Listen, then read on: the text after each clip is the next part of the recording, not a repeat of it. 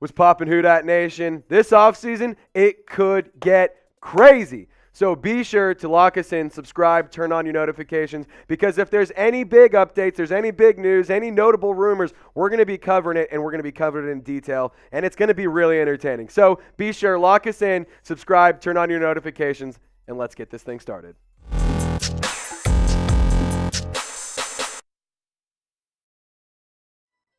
What's happening, Who Dat Nation? My name is Trey Stroud, and welcome into today's show. We are going to be breaking down some wild offseason trade rumors for the New Orleans Saints, and to start things off, let's talk quarterback. Justin Fields. Could the Saints make a splash trade for Justin Fields? And we're talking about this because the Bears have the number 1 overall pick in the 2023 NFL Draft after the Texans miraculously made it on a 2-point conversion, gave up their first overall pick, fired Lovie Smith. So the Bears organization, kind of a mess right now. But this current regime is not the one that initially drafted Fields. The last regime was the one who had interest in Justin Fields. And this current regime under Matt Eberflus is not the one who initially selected Justin Fields and picked him. They just inherited him. Could the Bears be looking forward to move on from Justin Fields and take Bryce Young with that number 1 overall pick? Now let's talk about Justin Fields for a second. 60% completion percentage, 2,242 yards, in the air. 17 touchdowns, 11 interceptions. That's a pretty ugly rate, I would say, an 85.2 quarterback rating. But this is where things get interesting. He also runs the ball really, really, really, really, really well.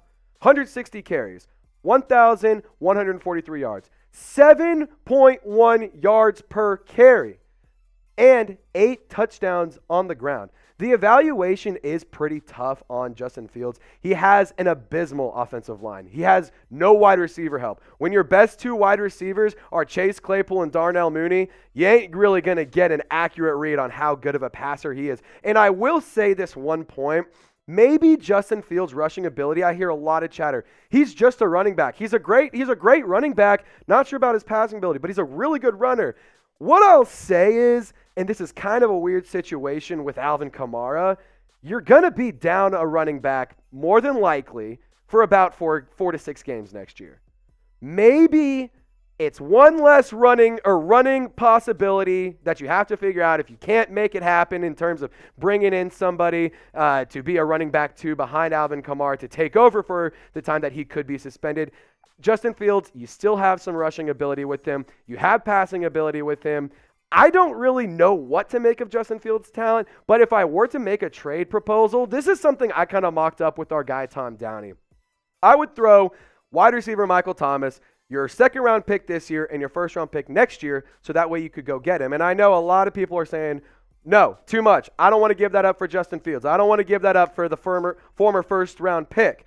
I understand. But that being said, the Bears aren't just going to give him away. They have a lot of power with that 1st overall pick. They could decide, I want to run it back with Justin Fields and see if we can make things happen around him. They also could decide, we want to move on and go take Bryce Young. So there's a lot of possibilities with Justin Fields that I will be monitoring every day of the offseason until something happens. But I wanted to just throw this out there. Maybe not the 2023 2nd-round pick. Maybe you give him your 3rd-round pick or something. Now let me know what you guys would do. Put yourself in the position of Mickey Loomis and Dennis Allen. Would you trade for Justin Fields? Type T for trade, type P for pass. And if you would trade, also let me know what would you offer in a trade for the Bears quarterback. All right, next thing's next. Should the Saints bring back the former wide receiver from New Orleans who spent some time with the Rams, spent some time with the Texans? Should we bring him back to wear the black and gold? Brandin Cooks said that, quote, I'm not going into the offseason thinking I want to be a part of a rebuild. And this is because the Texans just fired Lovie Smith. That team is just a joke. They just lost their 1st overall pick. Like we said earlier, the 2nd overall pick. The Texans are a nightmare, and Brandin Cooks wants nothing to do with it. He's on the back half of his career.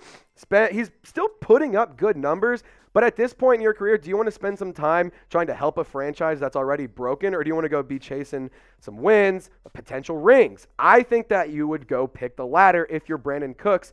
And if you look at the last 4 years that Brandin Cooks has had, it's been pretty nice. And he has put up some decent numbers. 44 receptions, 520 yards, 11.8 average, 1 touchdown this year. That's not good. That 11.8 average, though, is pretty appealing. I like that. Also consider who's throwing him the damn ball. I mean, Davis Mills, like, I don't even know who else is on the Texans roster at quarterback. Point being, he's still putting up good numbers without quality quarterback play. And if you put him in this wide receiver depth chart, where you are going to potentially lose Jarvis Landry in free agency, I wouldn't expect the Saints to bring him back. I personally wouldn't mind bringing back Juice. I'm a big fan of Jarvis. That's just a personal thing for me. Michael Thomas, restructured contract. They could be looking to release or trade Michael Thomas. There is a possibility he comes back. But whenever you think about it, you put him into this depth chart, it could actually kind of work, and you're losing some solid pieces in Michael Thomas. Jarvis Landry did produce well. Call it how it is. He produced well whenever he was playing, missed a lot of time. But with Chris Olave, Rashid Shaheed emerging, there's a lot of good in the depth chart. And this is worth noting. Brandin Cooks is guaranteed $18 million in 2023. That's fully guaranteed. Saints are going to have to move around some money if they want to make it happen. They've already started doing that. We're going to get into that in a little bit. Also with the Michael Thomas restructured contract. They also had David Onyemata, Marcus Davenport. We'll get into that here in just a second. But close your eyes with me. Just close your eyes. Imagine this. You have Rashid Shaheed, Chris Olave, and Brandin Cooks as your wide receiver group. Just 3 of those guys. That could be an absolutely lethal wide receiver depth chart and a wide receiver group in terms of speed. And we all know in the NFL, speed kills. And we all know that speed makes things happen. Yes, the Saints need to go get a big body receiver that they can go and make plays, make contested catches. I think that's a big thing that the Saints are missing out on. But you have that with Juwan Johnson. You have that when Taysom Hill is making plays.